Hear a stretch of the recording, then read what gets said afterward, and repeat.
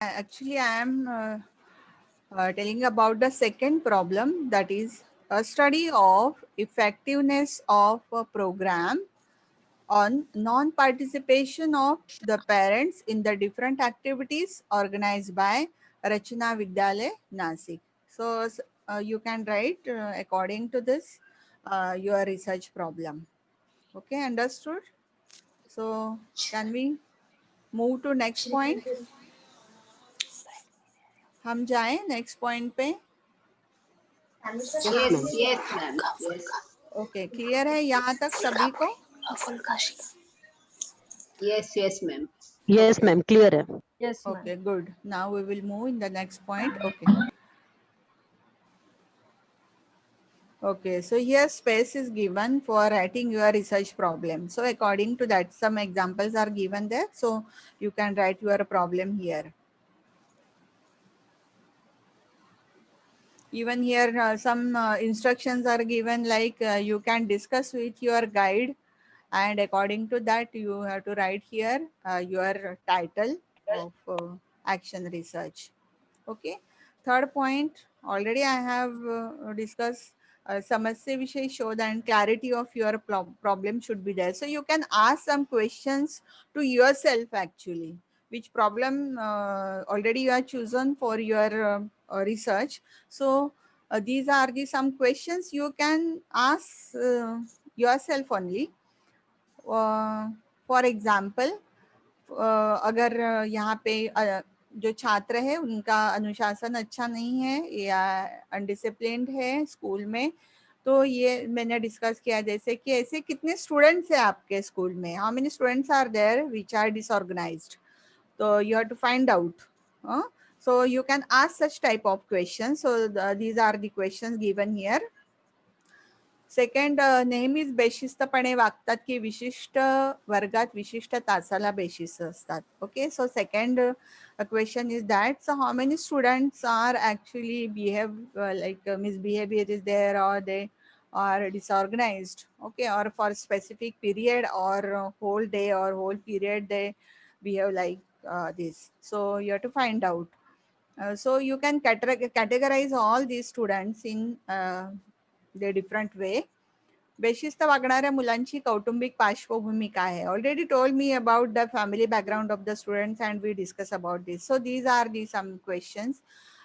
Then बेशिस्त वागणाऱ्या मुलांमध्ये कोणती वेगळी वैशिष्ट्ये आहेत, त्यांचे सुप्त गुण कोणते आहेत? So you have to find out some qualities of the students, what are the different characteristics of that students, and according to that you can give any task to them. For example, I have given one example of my student, that is the internship example of one school. So even you can find out different qualities of that student, and you can encourage such type of students or their qualities also. So in the beginning of your research, you can put all these questions in front of you, and all these questions will guide you or give direction to your research also. So that is why all these questions are very important for your research. अध्यापन करणाऱ्या तज्ञांबद्दल या बेशिस्त वागणाऱ्या मुलांची काय मते आहेत? So there are some expert or senior teachers are also there, even principals are also there, or experts are there. So what are their judgments or their opinion about such type of students which are behaving in the school? So this type of question you can ask yourself. एकूणच शाळा वर्ग शिक्षण याबद्दल ती त्यांची काय मते आहेत? So for knowing this answers of this question, how will you get the answers of this question? Okay, so suppose your sample group is there, like undisciplined student are there, and how will you know about their opinion about the school, class and education? Yes, tell me. Hello. Interviews, ma'am. Interview, we have to talk to student about that. Okay, one of the way, like interview, which is the other? Yes, that is right. Yes, which is madam another? Madam madam एक Yes. प्रश्न मला पण या बाबतीत आहे. बरं की बोला ना. असं कृती संशोधन करताना ज्या विद्यार्थ्यांची समस्या आपल्याला जाणवते ते बरं विद्यार्थी शिक्षकांसमोरच बेशिस्त वागतात असं होत नाही. म्हणजे बरोबर ते वर्गात नसताना ते विद्यार्थ्यांचं काहीतरी बेशिस्त वर्तन आपल्याला दिसून येतं. पण बरोबर अशा बाबतीत मग मुलं आपल्याशी इंटरॅक्ट होत नाहीत. जी बेशिस्त मुलं आहेत तीच आपल्याशी बोलत नाहीत मॅडम. मग बरोबर आहे त्यांना कारण मग त्यांना ओपन करण्यासाठी किंवा त्यांची मतं हम्म जाणून घेण्यासाठी हम्म काय केलं पाहिजे हा कठीण प्रश्न, म्हणजे हाच मुळात मोठा प्रश्न आहे. आणि अगदी त्यासाठी आपण काय करू शकतो हा विषय ऍक्च्युअल माझा स्वतःचा हाच विषय आहे. म्हणजे बरोबर याच्यावरच मला काम करायचं आहे. आणि बरं म्हणून कारण माझी स्वतःची शाळा ही स्लम एरियात आहे आणि हम्म बरेच असे प्रश्न मला भेडसावतात की हम्म वर्गावर्गातून, आणि अशा विद्यार्थ्यांना एकत्र करूनही काम करण्याचा प्रयत्न केला. पण ही जी ठीक समस्या आहे आता चला ठीक आहे आता तुमची ही समस्या आहे. हा मला वाटतं आता जस्ट एका मॅडमने Pinto ma'am I think is there हो so she has actually told me one tool which a research tool which we can collect the data from such type of students. उन्होंने बताया है कि अगर ऐसे छात्र हैं स्कूल में तो कैसे उनसे जानकारी ले. आणि आता तुम्ही म्हटलात की जेव्हा शिक्षक येतात तेव्हा वर्गात मुलं शांत असतात पण जरा ते बाहेर गेले की एवढा गोंधळ असतो वर्गात, बडबड असते, कोणी एकमेकांचे शर्ट खेचतं, दप्तर फेकतं, वह्या पेन वगैरे वगैरे हे सगळं चालू असतं.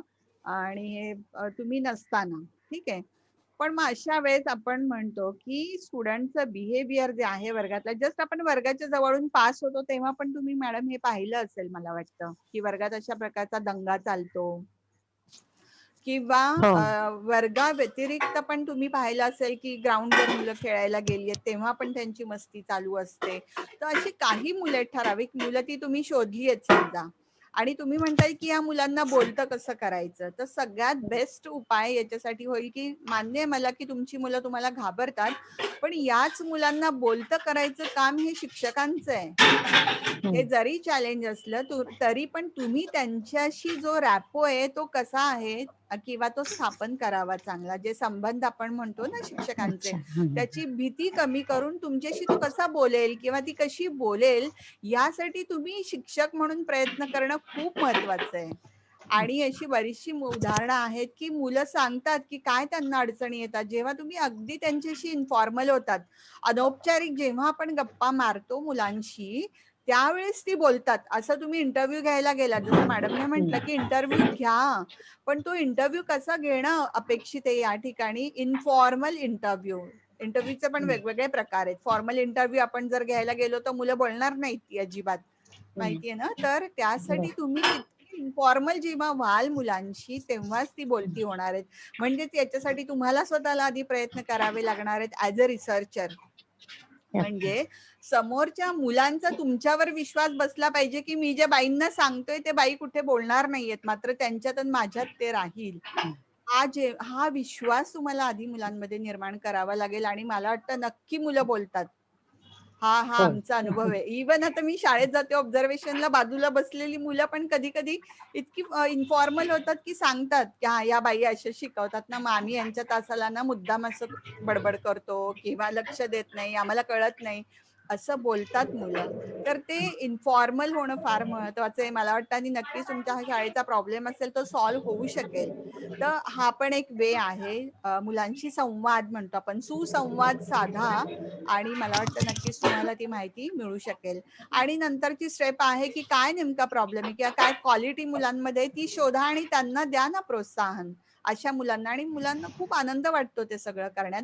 पण यासाठी थोडी मेहनत आहे कारण शिक्षकांच्या नेहमी तक्रारी असतात की आम्हाला शिकवायलाच वेळ मिळत नाहीये ते हे सगळं बाकी काय करू. पण मला वाटतं की नक्की जर तुम्ही कार्यक्रम राबवला तर तुमचं खरं कौतुक आहे की मुलांना तुम्ही त्यांचं जे वर्तन आहे ते बदलवण्यासाठी प्रयत्न केलेत आणि त्यात तुम्ही यशस्वी झालात. तर मला वाटतं हे करायला हरकत नाहीये. नक्कीच मॅडम थँक्यू. ओके ठीक आहे. तर हे सगळे जे आहेत म्हणून मी म्हटलं होतं की ओके इंटरव्यू तुम्ही घेऊ शकता. मुलाखत जो है साक्षात्कार आप ले सकते हो छात्रों का और क्या कर सकते हैं, लाइक स्टूडेंट का ओपिनियन अगर आप लेना चाहते हैं स्कूल के बारे में या उसका कक्षा के बारे में, तो आप हैं उनको प्रश्नावली भी दे सकते हैं. जसं मॅडम तुम्ही म्हणालात की ती मुलं बोलणार नाहीयेत, मग अशा वेळेस तुम्ही काय करा, त्यांना क्वेश्चनेअर म्हणजेच प्रश्नावली द्या आणि ती मुलं भरतात. मग त्यांना कुठलंही दडपण तुम्ही ठेवू नका आणि त्यांना आश्वस्त करा की ही माहिती आहे ती कुठेही लीक होणार नाही, तुम्हाला जे वाटतं ते तुम्ही त्यात लिहा. तर मला वाटतं मुलं मोकळेपणानं त्यांच्या प्रतिक्रिया या देतील. तर ही त्यांची मतं तुम्हाला क्वेश्चनेअर मधून पण जाणून घेता येऊ शकेल.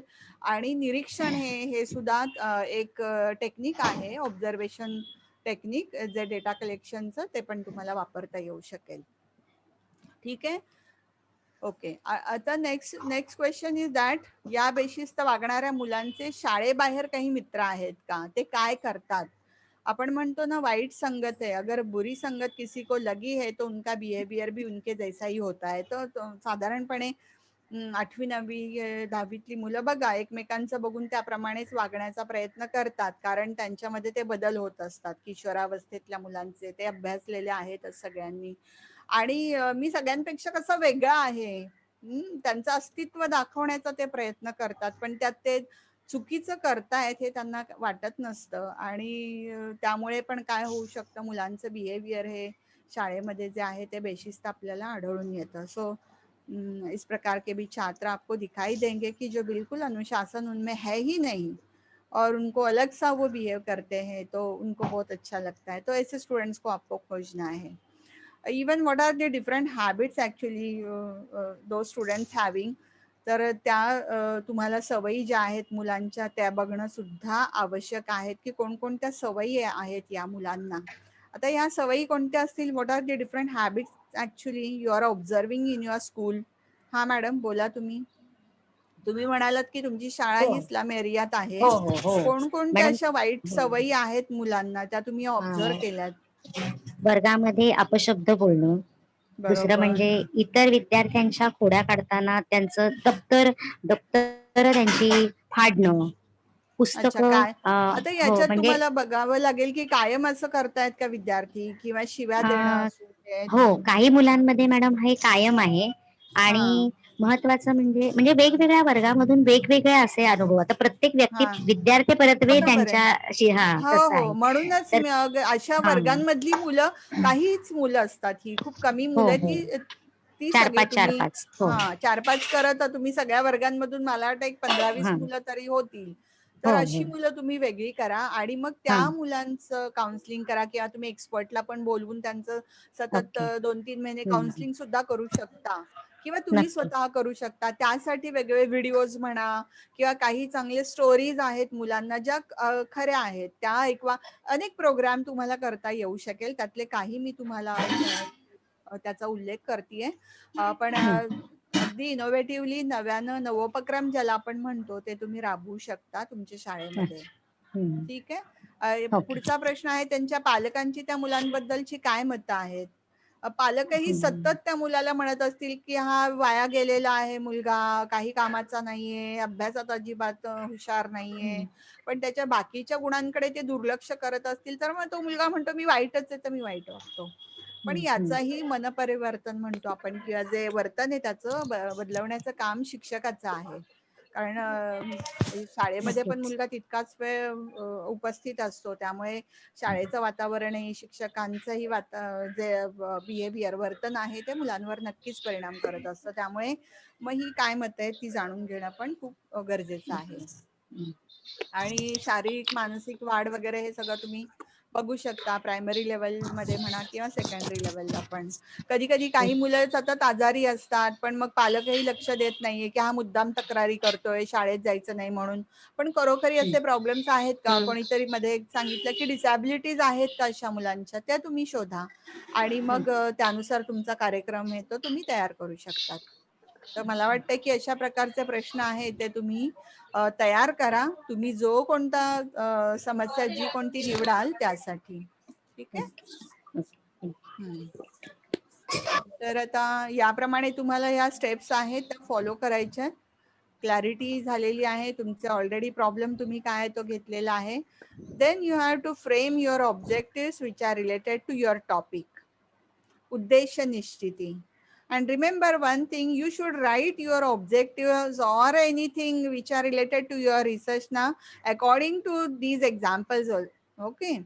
तो इसी प्रकार से आपको लिखना है. आपके मन से कोई भी उसमें सेंटेंस है या कोई शब्द वो ऐड नहीं करना है, तो वो उद्देश्य लिखने का भी एक तरीका होता है. तो उसी के अनुसार आपको क्या करने हैं, आपके जो रिसर्च के उद्देश्य है वो आपको लिखने हैं.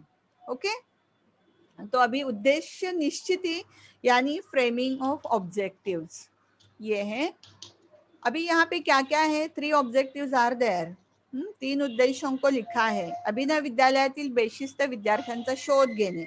So you have to find out the undisciplined student in your school, like अभी मैडम ने बताया.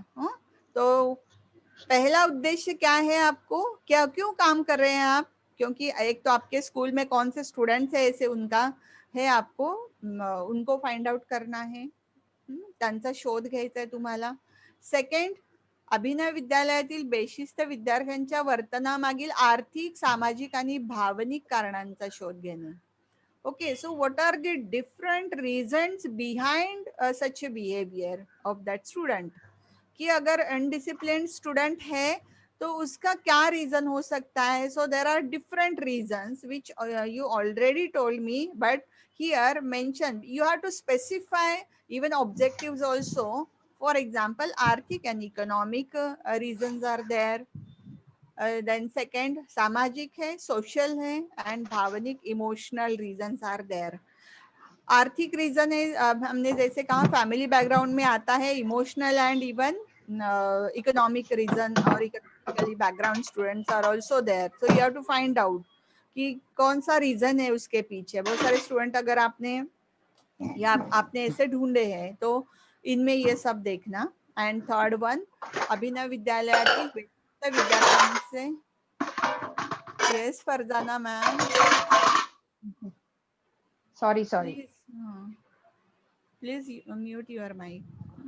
अभिनव विद्यालयातील बेशिस्त विद्यार्थ्यांचे वर्तन सुधारावे यासाठी उपाययोजना ठरविणे व परिणामकारकता पाहणे.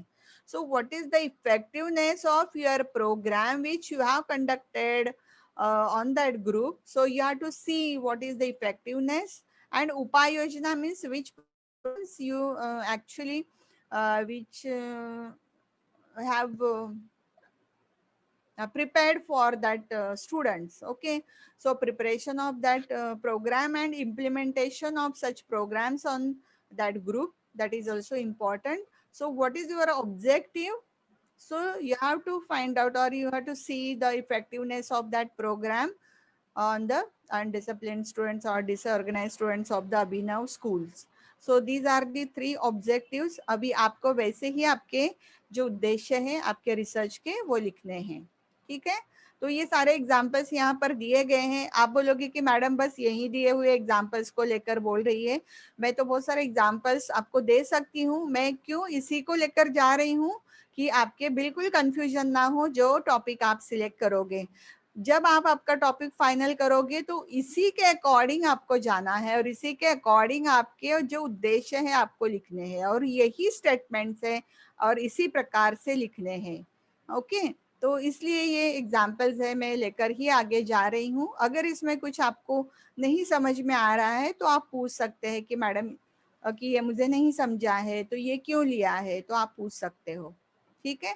तो आपको क्या करना है, उद्देश्य निश्चिति यानी framing of objectives which are related to your topic. Okay. So these examples are given in this topic also. Like 2 examples are there. So these are the objectives which are related to first topic. Okay.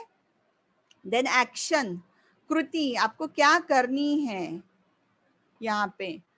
अगर यहाँ पे है आपने है किसी ने कहा कि teaching learning है, टीचर का वो इफेक्टिवली होना चाहिए. तो which are the different methods और different techniques, innovative techniques which you are going to use in your class or on that students. Okay. So disorder students है तो उनके लिए आप वैसे है कि इंटरेस्टिंग है वो पढ़ा सकते हैं। और दूसरा है कि पेरेंट्स है उनके साथ है आप जो है उनके मीटिंग्स है वो कंडक्ट किए होंगे, या उनके लिए अगर काउंसलर है स्कूल ने अवेलेबल करके दिया है तो पेरेंट्स का अगर काउंसलिंग कराते हैं तो ये भी एक आपका छोटा सा प्रोग्राम होगा। और थर्ड जो कोई है कि आप जैसे छात्रों की जो क्वालिटीज है वो अगर आपने आइडेंटिफाई किए हैं तो you can conduct different program for दो students. So identify the qualities of this disorganized student or undisciplined students, and according to that or their qualities you can conduct different programs in the school, or you can encourage them through all these programs. So these are the three different programs which you are conducting in your research. Okay, so this is the action. कोणती action तुम्ही घेतली आहे त्याच्यासाठी काय काय कार्यक्रम निश्चित केलेले आहेत ते तुम्हाला घेता येऊ शकेल.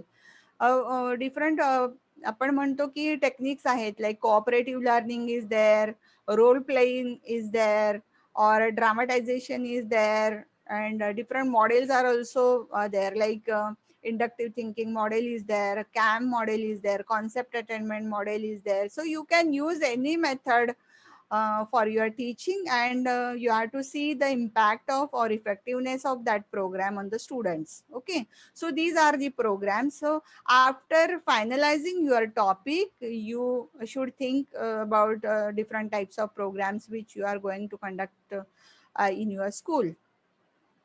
Okay, now this is very important thing, that you have to write hypothesis of your research, यानी परिकल्पना।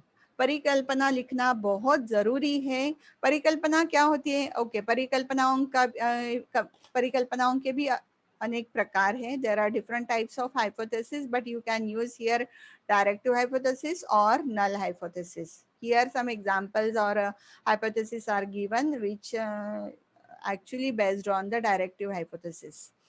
ओके, तो इसके लिए आपको पढ़ना होगा थोड़ा बहुत कि डायरेक्टिव हाइपोथेसिस क्या होते हैं, दिशा दर्शक परिकल्पनाएं होती है, और नल हाइपोथेसिस जिसे शून्य परिकल्पना कहा जाता है. तो इन दोनों में से कोई भी एक परिकल्पना आप चुन लीजिए. फॉर एग्जांपल यहाँ पे डायरेक्टिव हाइपोथेसिस दिया है. अभी हाइपोथेसिस क्या होता है, परिकल्पना किसे कहते हैं? कि आपने सोचा है अगर मैं ये प्रोग्राम है, लाइक मैं अगर जो बेशिस्त या अनडिसिप्लिन्ड छात्र अगर मेरे स्कूल में हैं तो मैं उनके क्वालिटीज देख के उनको अगर मैं इनिशिएटिव दे दूं, या उनको अगर मैं आगे आने के लिए कुछ प्रोग्राम में उनको इन्वॉल्व करूं और उनमें से अगर उनका बिहेवियर ठीक होता है तो शायद ये प्रोग्राम है इफेक्टिव हो जाएगा. तो ये क्या हुआ, आपके रिसर्च के बारे में आपने सोचा है कि ये प्रोग्राम अगर मैं इम्प्लीमेंट करूं तो ये इफेक्टिव होगा या इसका फायदा होगा. So that is the solution of your research. So this is the actually futuristic solution, या हम कहेंगे कि भविष्य में अगर मैं ऐसा करूं तो ये हो जाता है, इसका परिणाम अच्छा हो जाता है, ये सोचते हैं. तो परिकल्पना क्या होती है? आपकी जो समस्या होती है उसका संभाव्य उत्तर होता है. ठीक है, एग्जैक्ट वो आंसर नहीं होगा, संभाव्य हमने कहा है कि फ्यूचर में अगर मैं ये प्रोग्राम इम्प्लीमेंट करूं तो ये उसका असर छात्रों पर निश्चित रूप से अच्छा होगा. तो उसको हम क्या कहते हैं? संभाव्य उत्तर जिसे कहा जाता है. ओके, तो here two hypothesis are given. दो परिकल्पनाएं दी हैं. पहिला है विद्यार्थ्यांच्या सुप्त गुणांना वाव दिल्यास त्यांचा बेशिस्तपणा कमी होतो. जैसे हमने डिस्कस किया है कि कौन से क्वालिटीज है, कोई छात्र है बहुत अच्छा गाना गाता है या कोई बहुत अच्छा अभिनय भी करता है तो क्यों ना आप उसको मौका दे स्कूल के प्रोग्राम में. लेकिन कभी कभी आपने देखा होगा, ऑब्जर्व किया होगा, एनुअल डे हो या स्कूल का कोई भी प्रोग्राम है उसमें अगर नाटिका आप उसका प्रस्तुतिकरण होता है, लाइक ड्रामा प्रेजेंटेशन होता है, तो जनरली हम क्या करते हैं, जो स्टूडेंट्स आगे आते हैं हमेशा कि मिस मैं करता हूँ या सर मैं करूंगा या करूंगी, तो ऐसे स्टूडेंट को, स्मार्ट स्टूडेंट को हम लेते हैं. लेकिन ऐसे वाले स्टूडेंट को हम इग्नोर करते हैं. क्यों? वैसे ही वो कुछ काम का है ही नहीं, उसको क्यों पार्टिसिपेट करवा के लेना है. लेकिन नहीं, अगर उसमें वो क्वालिटी है तो जरूर आप उसको क्या करिए, प्रोग्राम में है वो इन्वॉल्व कीजिए और फिर उसका प्रेजेंटेशन देखिए। अपने आप अगर उसका परफॉर्मेंस अच्छा रहेगा तो ऑडियंस है अप्रिशिएट करेगी, टीचर्स है वो अप्रिशिएट करेंगे, और पता नहीं शायद उसका बिहेवियर भी है वो अच्छा हो जाएगा। तो ये क्या है, संभाव्य उत्तर है मेरे रिसर्च का। तो ये परिकल्पना होती है कि अगर मैं ऐसा करूंगी तो शायद ये रिजल्ट आ जाएगा। तो हर एक रिसर्च में आपको परिकल्पनाएं हैं वो क्या करनी है, लिखनी है।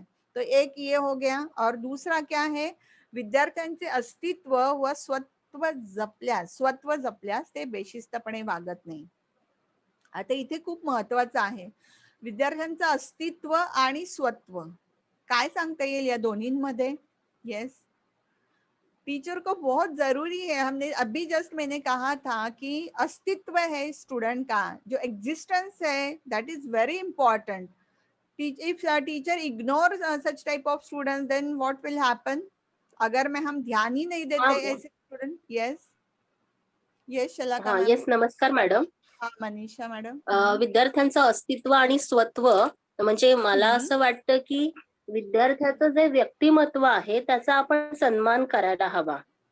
हाँ तो बरं, जसा म्हणजे आहे स्वत्व तसा आपल्याला जपणं. खरं तर त्याला स्वीकारता यायला हवं. हा, बरोबर, म्हणजे जर तो स्वीकारा. अभ्यासात जर थोडासा हम्म, मागे असेल हम्म, तर मग आपल्याला त्याच्या लेवलला जाऊन त्याला पुढे आणायला हवं आणि हम्म, त्याच्या अस्तित्वात अजून ज्या सुधारणा आपल्या परीनं करता येतील त्या आपण हम्म. एक चांगल्या पद्धतीनं त्याच्याकडनं करवून घेणं अपेक्षित आहे. त्याला न दुखावता, त्याचा बरोबर. आत्मविश्वास कमी न करता आणि हम्म, त्याला पुढं नेणं, हम्म, तरच तो त्याचं स्वतःचं सत्व म्हणजे एक त्याच्यामध्ये ज्या अंगभूत गुण आहेत, हम्म, क्वालिटीज आहेत, त्या आपल्याला हम्म. अशा विविध कार्यक्रमातनं पुढं आणता येतील आणि एक विश्वास देता येईल.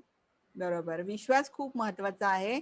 जसं पहिली परिकल्पना आहे की त्यांचे सुप्त गुणांना वाव द्या. तुम्ही त्याच्यात कोणत्या क्वालिटीज ह्या ओळखून त्याप्रमाणे वाव द्या, त्याला पार्टिसिपेट करा. आणि दुसरं जे आहे स्वत्व म्हटलंय त्यांनी, आणि अस्तित्व.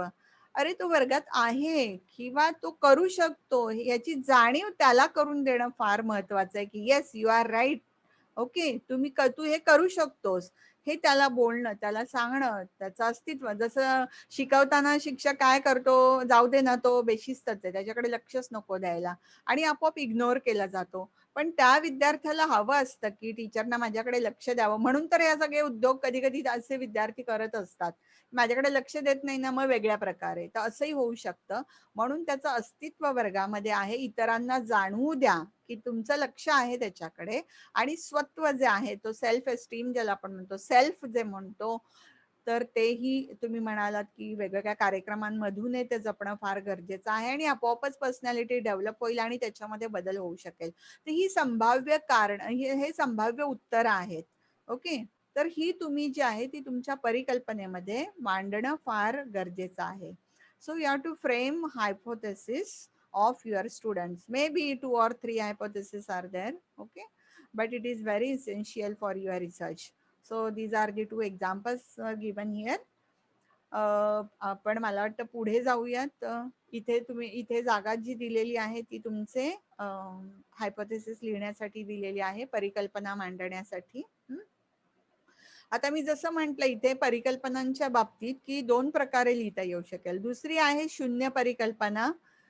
तिथे आपण काय करू शकतो, शून्य परिकल्पना जेव्हा आपण लिहितो की जो कार्यक्रम तुम्ही राबवणार आहात त्या कार्यक्रमाचा विद्यार्थ्यांच्या वर्तनावर कोणताही परिणाम दिसून येत नाही, अशा प्रकारची ही परिकल्पना आपण लिहू शकतो. आणि मग ती खरी आहे किंवा खोटी आहे, तो टीचर और researcher can verify that hypothesis after doing your analysis और डेटा एनालिसिस. ओके, तो ये आपको वेरीफाई करना है जब आप डेटा कलेक्शन करके आपके डेटा एनालिसिस करोगे, विश्लेषण करोगे, तभी आपको वो समझ में आ जाएगा. अभी हर जगह पे लिखा है देखो कि आपल्या मार्गदर्शकांशी चर्चा करून त्याला अंतिम रूप द्या. जैसे जैसे आप लिखते जाओगे वैसे वैसे आपके जो मार्गदर्शक है, जो आपके गाइड है, उनके साथ आप डिस्कस करो और उसके बाद आप क्या करो, आपका जो आपके हाइपोथेसिस है वो फाइनल करो. Now next point is that कृती संशोधनासाठी साधन निश्चिती. There are different types of research tool which are researcher are using for their for doing their research. So here 3 examples are given, like observation is there, questionnaire is there and interview. तर या ठिकाणी 3 जी साधनं आहेत. साधन means what? For collecting the information from the target group or problematic students, teacher or researcher can use different types of tools. Okay, there are some qualitative tools and quantitative also. Okay, so here some qualitative and quantitative tools are there, like observation is the qualitative tool. अभी बताया madam ने, Manisha ma'am बोल रहे थे कि उनके school में है कि स्टूडेंट के बिहेवियर का प्रॉब्लम है, तो ये हमें कैसे पता चला? By observing the behaviour of that students.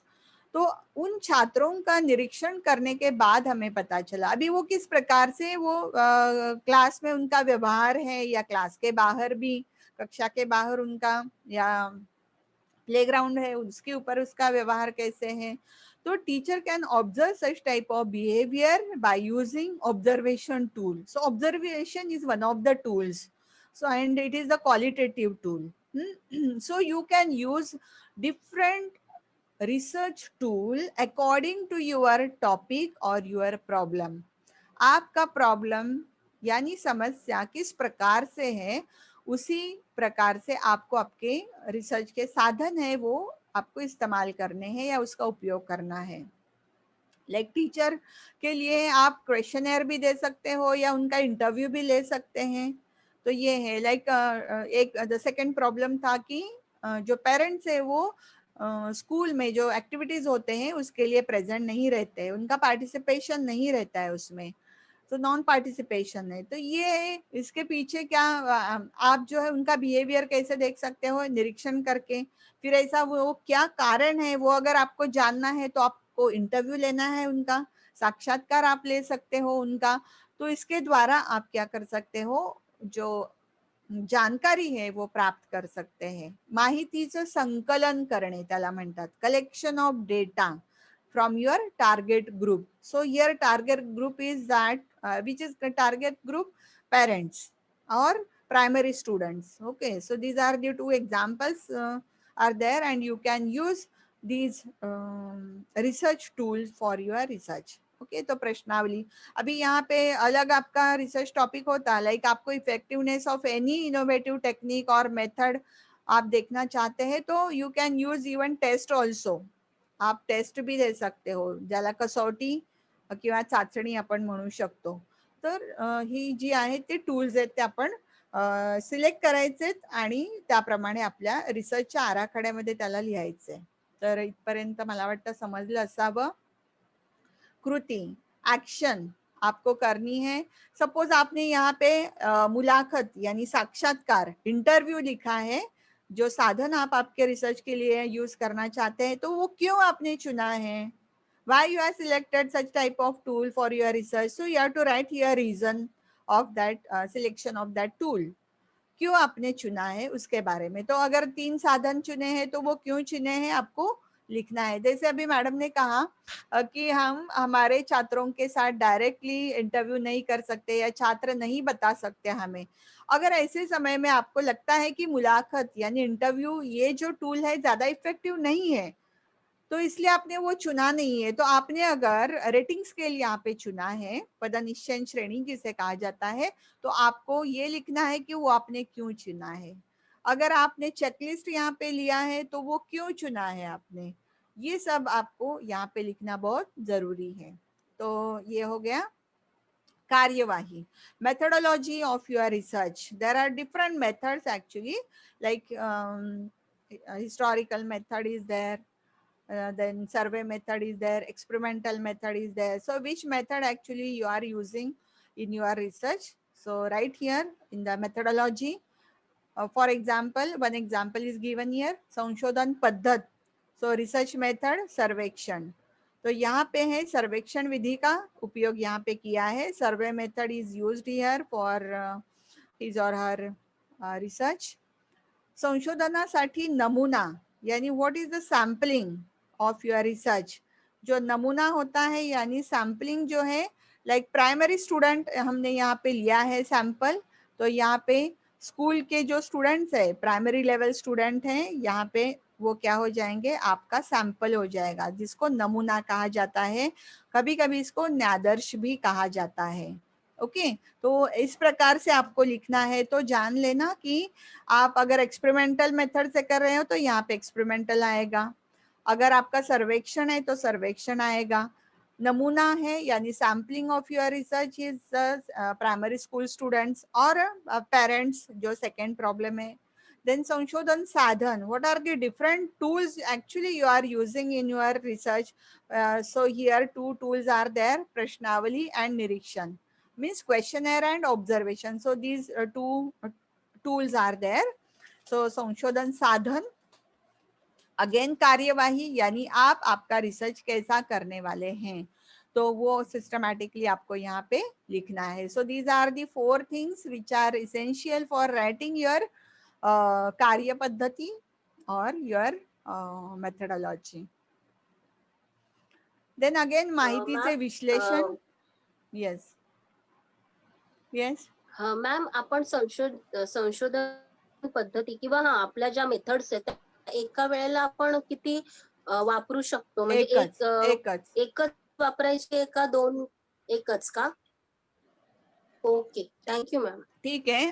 आता हे बघा, तुम्ही म्हटला प्रश्न चांगला विचारलाय, कधी कधी 2 मेथडही आपण वापरू शकतो, मिक्स मेथडनं आपण काय करू शकतो, आपला रिसर्च करू शकतो, किमान एक वापरणं तर गरजेचंच आहे, पण आवश्यकतेनुसार. आता इथे कसं म्हटलंय की बेशिस्त विद्यार्थी आधी शोधून काढायचे, म्हणजे तुम्हाला काय करावं लागेल, सर्वे करावा लागेल.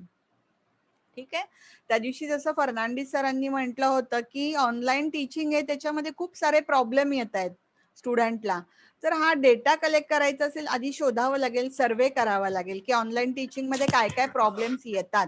ठीक आहे, याच्यासाठी तुम्हाला सर्वे मेथड तुम्ही वापरू शकता, आणि ऍक्च्युअली हा प्रॉब्लेम दूर करण्यासाठी तुम्ही काही उपाययोजना केली असेल तर तिथे मग एक्सपेरिमेंटल मेथड जी आहे ती आपण उपयोगात आणू शकतो. पण शक्यतो एकच मेथड आपण वापरतो, छोटासा रिसर्च आहे, तर पण 2 मेथड वापरल्या तरी हरकत नाही. पहिलं जे आहे डेटा कलेक्शन साठी, आणि तो आल्यानंतर मग त्यांच्यावर आपल्याला उपाययोजना करायची आहे तर आपण एक्सपेरिमेंटल मेथड वापरू शकतो. ठीक आहे, ओके मॅम. ओके. माहितीचे संस्करण किंवा माहितीचे विश्लेषण म्हटलंय.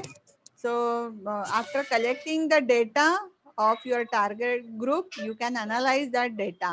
आता हे जे अनालाइज आपण करतो किंवा विश्लेषण करतो, तर त्याच्यामध्ये काय काय करावं लागतं ते याचे सगळे डिटेल्स आहेत इथे दिलेले आहेत. कोष्टकीकरण आणि टेबलायझेशन, you can put your data in table form, like you can analyze your data and according to that you can calculate the percentage, then draw a graph, that is the bar graph. You can use bar graph, yeah, how many percent students they behave, their behavior is like they behave in the class, misbehave जो है वो करते हैं class में, और कितने percent है student उनमें सुधार आया है, तो प्री टेस्ट पोस्ट टेस्ट लेके भी आप ये सब कर सकते हैं। तो आपको परसेंटेज है